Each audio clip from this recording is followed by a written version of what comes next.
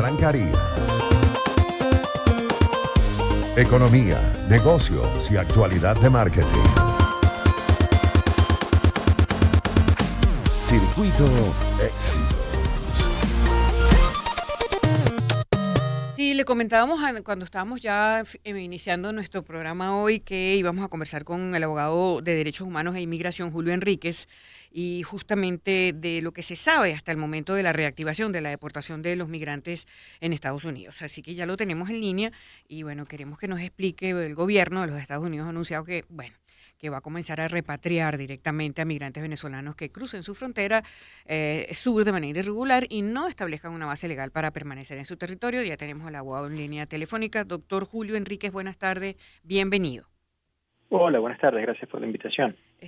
Bueno, ¿cuál es o sea, esta información está allí y yo creo que la gente necesita saber un poquito más, ¿verdad, abogado? ¿Qué nos puede explicar? Bueno, tradicionalmente desde hace varios años donde se interrumpieron los viajes directos por avión entre Estados Unidos y Venezuela, no han podido haber deportaciones directas hacia Venezuela y por lo tanto el número de deportaciones que han ocurrido hacia Venezuela han ocurrido a través de terceros países. Por un tiempo fue a través de Panamá, por un tiempo fue a través de República Dominicana, pero realmente en números muy pequeños. Se cuentan con los dedos prácticamente el número de migrantes venezolanos que han sido deportados en los últimos 4 años.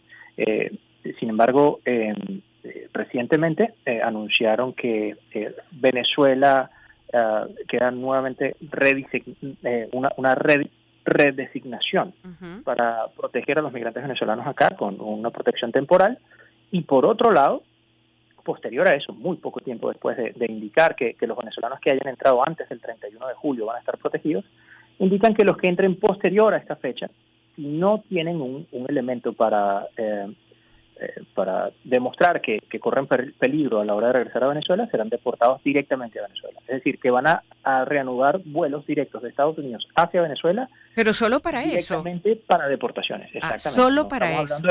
No estamos hablando de vuelos comerciales.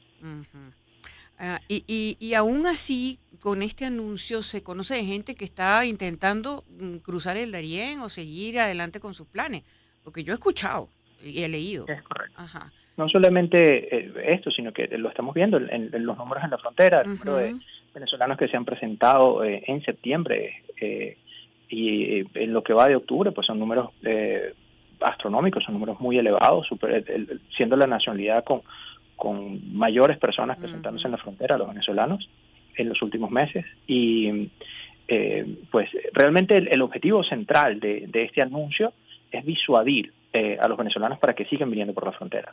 Pero esa disuasión no sabemos si va a tener un efecto práctico en la realidad. Ahora, adicional a esto, abogado, ¿qué información extra hay de la que no se conozca o que se haya hablado muy poco de esto, de la activación también de estos permisos o TPS que se llaman? ¿Qué información hay al respecto que se pueda actualizar, doctor?